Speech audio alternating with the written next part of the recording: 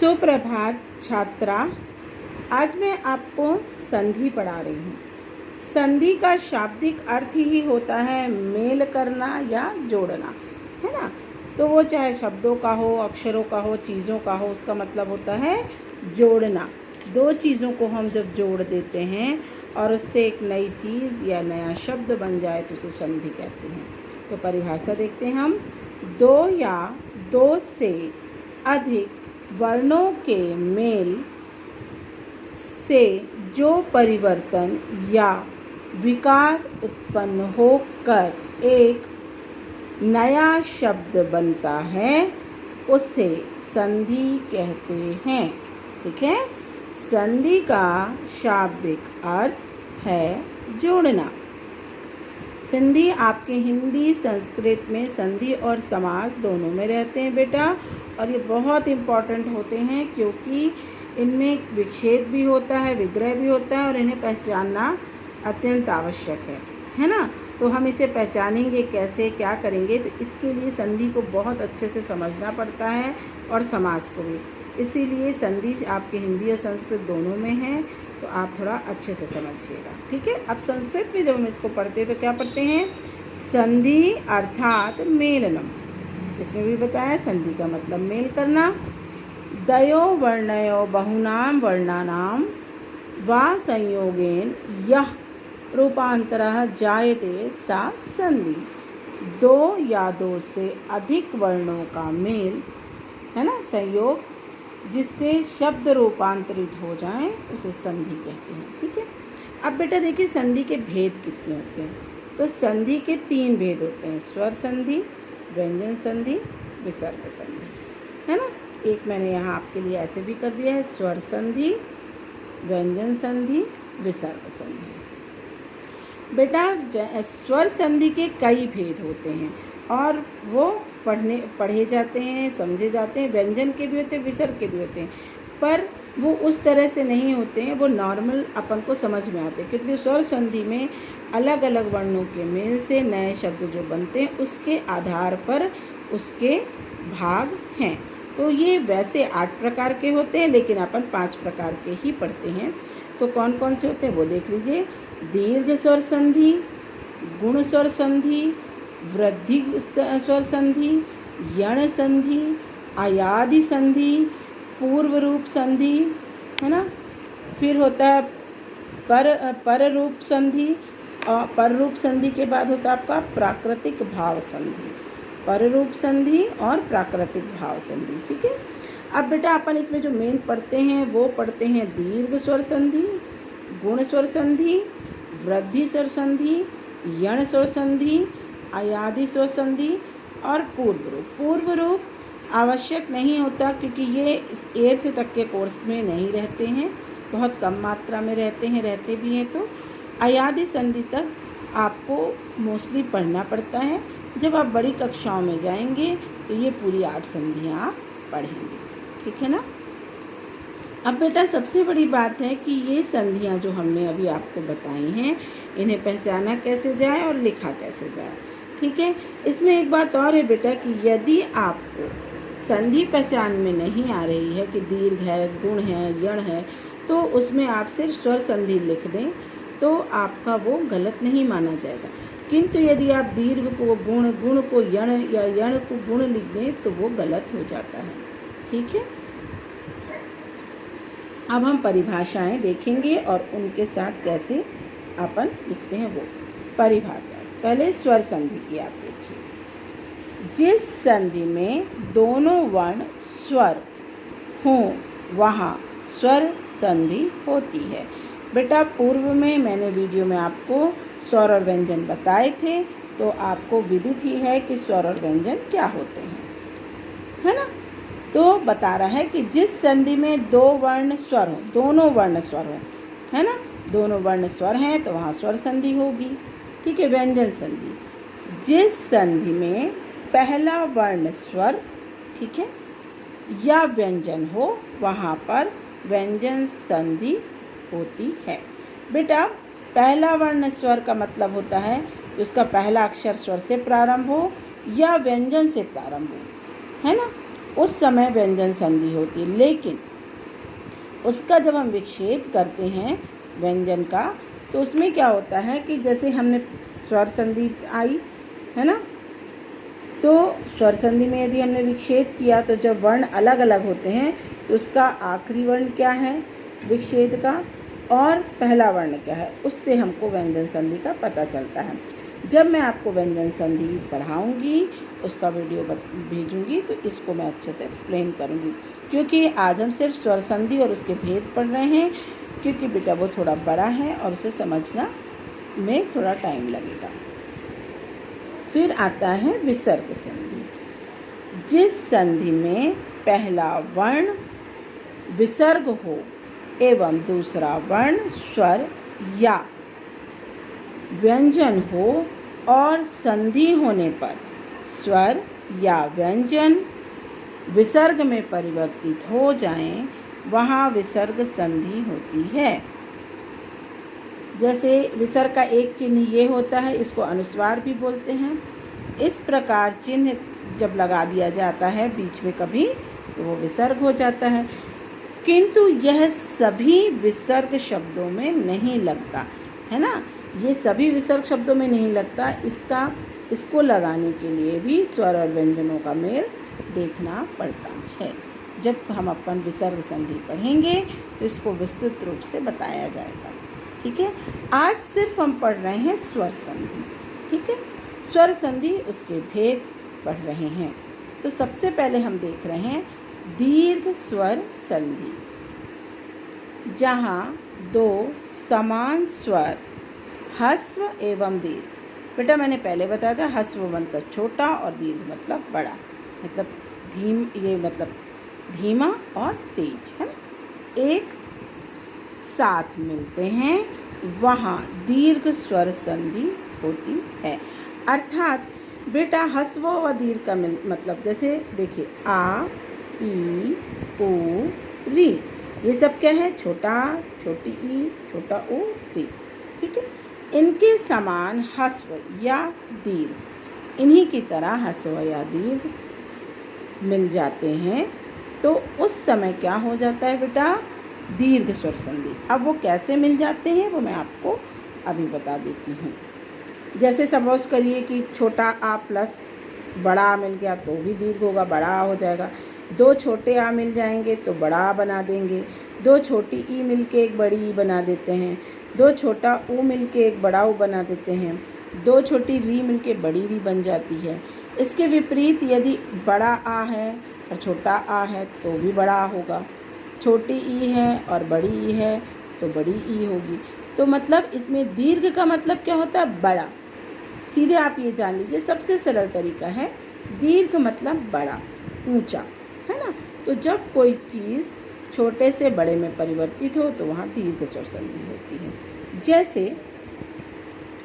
विद्या धन आलया, अगर हम हिंदी में लिखेंगे तो हा की बिंदी को हटा देंगे, विद्या धन आलया, तो इसमें हमने विच्छेद किया किसका, विद्यालय का। विद्यालय का जब हम विच्छेद करते हैं तो लिखते हैं विद्या धन आलया, तो इसमें क्या आ जाता है, आ प्लस बड़ा आ इज इक्वल टू बड़ा आ। कैसे, अब वो मैं बता रही हूँ। विद्या, द्या में एक बड़ा आ की मात्रा आ गई, ये एक बड़ा आ हो गया हमारे पास बेटा, और एक बड़ा हमने विच्छेद करते समय यहाँ पर जोड़ा, है ना। जैसे ही हमने इसको जोड़ा तो दो बड़े आ मिलके एक बड़ा आ बनाते हैं, इसलिए ये दीर्घ स्वर संधि है। क्योंकि ये क्या हुआ, मैंने आपको बताया दीर्घ मतलब ऊंचा या बड़ा। ठीक है ना। जैसे देखिए परमानंदा, परम धन आनंदा, परम धन आनंदा, हिंदी में सिर्फ इसकी हा की मात्रा हट जाती, परम आनंद हो जाएगा, है ना। तो इसमें क्या हमने जोड़ा, आ छोटा आ प्लस बड़ा इज इक्वल टू क्या हो गया, बड़ा। अर्थात एक छोटा आ और एक बड़ा आ मिलके दीर्घ यानी बड़ा आ बनाते हैं। ठीक है, तो ये आपको समझ में आया, ये इतना। ठीक है, अब आप उसी तरह देखिए गिरीन्द्र, है ना, गिरि धन इंद्र, ई प्लस ई, छोटी ई प्लस छोटी ई मिलके क्या बना रहे बेटा, बड़ी ई। जब हम संस्कृत में करते हैं तो हा की बिंदी लगी है, अगर हम हिंदी में करेंगे तो हा की बिंदी हटा देंगे। ठीक है, तो हमने क्या बनाया, गिरीन्द्र का क्या बनाया, गिरी धन इंद्र। ई की इसमें मात्रा लगी हुई है तो ई हो गया, और एक ई हमने यहाँ से जोड़ा है तो दो ई मिलके क्या बन रहा है बेटा, बड़ी, इसलिए ये हो रहा है गिरीन्द्र। ठीक है, फिर आता है देखिए नदीशः।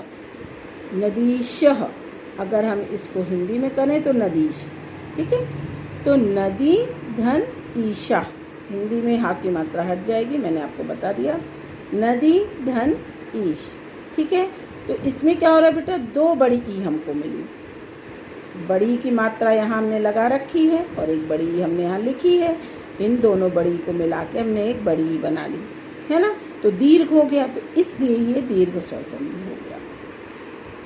जैसे भानुदय, और अगर हिंदी में है तो आपको मैंने बता दिया हा की मात्रा हट जाएगी, भानु धन उदय या भानु धन उदय हिंदी में। ठीक है ना, अब छोटा ऊ की मात्रा एक हमने यहाँ लगाई हुई है तो एक छोटा ऊ यहाँ मिला और एक छोटा ऊ हमने जोड़ा, तो ये छोटा ऊ मिलके क्या बन गए बेटा, बड़ा ऊ बन गए, तो ये क्या हो गया हमारा दीर्घ, तो इसलिए ये दीर्घ स्वर संधि हो गई बेटा। फिर आता है बेटा वधू उत्स्वः। वधू उत्स्वः अगर हिंदी में लिखते हैं तो हा की मात्रा को हटा देंगे। फिर हमने किया वधू धन उत्सव, है ना, और हिंदी में क्या होगा, वधू धन उत्सव। ठीक है, अब एक बड़ा ऊ की मात्रा हमने यहाँ लगाई बेटा और एक छोटा ऊ हमने यहाँ पे लिखा है, तो छोटा ऊ और बड़ा ऊ मिलके एक बड़ा ऊ बनाते हैं, यानी दीर्घ हो गया, तो ये दीर्घ स्वर संधि हो गई। ठीक है, जैसे पितृ ऋणम। पितृ ऋणम, तो हमने इसका क्या किया, अगर हम इसको बेटा हिंदी में लिखेंगे तो माँ हटा देंगे, पितृ ऋण हो जाएगा ये, पितृ धन ऋणम, और अगर हिंदी में संधि विच्छेद करो तो पितृ धन ऋण। ठीक है, तो एक छोटी री और एक छोटी री मिलके एक बड़ी री बनाए तो दीर्घ हो गया, तो ये दीर्घ स्वर संधि है। ठीक है बेटा, तो ये आपको समझ में आया कि दीर्घ कैसे होता है, जब एक छोटा और एक बड़ा मिलते हैं तो बड़ा दीर्घ हो जाता है, जैसे छोटा ऊ मिलके बड़ा ऊ बना लिए, छोटा मिलके बड़ा बना लिए। लेकिन यदि बड़ा छोटा मिलते हैं तो भी दीर्घ होता है, यानी बड़ा हो जाता है तो वो दीर्घ हो जाता है। एक छोटी एक बड़ी मिल जाते हैं तो भी बड़ी ई होता है, दीर्घ पे परिवर्तित होता है, इसलिए वो दीर्घ स्वर संधि हो जाती है। ठीक है बेटा, ये हो गई आपकी दीर्घ स्वर संधि। अब हम देखते हैं गुण संधि। गुण संधि में यदि आ और आ मतलब छोटा आ और बड़ा आ के बाद छोटी ई, बड़ी ई, छोटा ऊ या बड़ा ऊ, बाद मतलब इनके बाद इनको जोड़ा जाए तो उस री और बड़ी रिया ये सब आ जाएं, इनको जोड़ा जाए तो इनके स्थान पर जो शब्द बनते हैं वो होते हैं ए, ओ, आर, है ना। इन सब के मिलने से जो शब्द बनेंगे वो होंगे ए, ओ और आर। अब देखिए कैसे, जैसे है सुरेंद्र, अगर आपको पहले भी बता चुके कि संस्कृत में हा लगा है, हिंदी में हा की बिंदी हट जाएगी। तो सुर धन इंद्र, हिंदी में सुर धन इंद्र। ठीक है, अब इसमें हमने आपको बताया कि आ के बाद यानी आ के साथ छोटी ई, बड़ी ई, छोटा ऊ, बड़ा ऊ और री मिल जाएं और तो उनके स्थान पे ए, ओ और आर हो जाता है। ठीक है, इधर पे हमने क्या किया है, सुर धन इंद्र। जब आप रा का प्रोनाउंसिएशन करते हैं, क्योंकि रा एक व्यंजन है तो अपने आप स्वर के सहायता से वो बोला गया, तो आ अपने आप आ गया, यहाँ र आ गया और बेटा ई को हमने यहाँ जोड़ा है रा के साथ, तो आ और ई मिलके क्या बनाए, ए, इसीलिए हम क्या बोल रहे हैं इसको, सुरेंद्र। ए का प्रोनाउंसिएशन हो रहा है ना, इसलिए ये गुण स्वर संधि है। बेटा एक बात और जान लीजिए, गुण मतलब क्या होता है, आपकी क्वालिटीज़, है ना, जो आप में गुण है, क्वालिटी है, उसे गुण कहते हैं। उसी तरह इस संधि का गुण ये है कि ये परिवर्तित होकर, जैसे इन आ और बड़ा आ के साथ परिवर्तित, जब ई, बड़ी, छोटा ऊ और री मिलते हैं या बड़ा ऊ मिलते हैं तो ए, ओ और अर में परिवर्तित हो जाते हैं। ये इसका गुण है। ठीक है बेटा। अब देखो हितोपदेशः, हितोपदेशः अगर इसे हिंदी में लिखते हैं तो हम इसकी ह की मात्रा को हटा देते हैं, लेकिन अगर हम संस्कृत में लिखते हैं तो ह की मात्रा लगा देते हैं। तो हो गया हित धन उपदेशः। अगर हिंदी में लिखोगे तो लिखोगे हित उपदेशः, हित उपदेश। ठीक है। अब इसमें हित ता, क्योंकि व्यंजन है ऑलरेडी, तो हम ता जब बोलेंगे तो आ ही जाएगा, आ हो गया। और यहाँ हमने एक ऊ आ के साथ जोड़ा है तो ये ओ में बदल जाता है। ये मैंने आपको बताया ही है कि छोटा और छोटा ऊ मिल के बड़ा मतलब ओ में बदलते हैं, है ना, या ई से मिले तो ए में बदल जाते हैं। तो इसमें क्या किया है, आ और ऊ मिल के ओ में बदल गए हैं। ठीक है, इसलिए ये गुण संधि है, क्योंकि इन दोनों का गुण है कि ये छोटा और छोटा ऊ मिल के ओ में बदल गए हैं। ठीक है। महाऋषि और हिंदी में महाश्री, तो महाधन ऋषि ही, और अगर संस्कृत में ऋषि है, अगर आप हिंदी में करोगे तो हा की मात्रा हटा दोगे तो महाधन ऋषि। तो यहाँ क्या है बेटा, बड़ा, क्यों, हा के साथ आ का प्रोनाउंसिएशन तो है ही, और बड़ा की मात्रा भी हमने लगा रखी है। बड़ा आ और री, छोटी री मिलके क्या बना दिए, अर। ये मैंने आपको बताया ही है ना, कि परिवर्तित हो जाते हैं, बड़ा आ और री मिलेंगे तो अर में बदल जाएंगे। तो ये दोनों बदल के क्या बन गए, अर। ठीक है।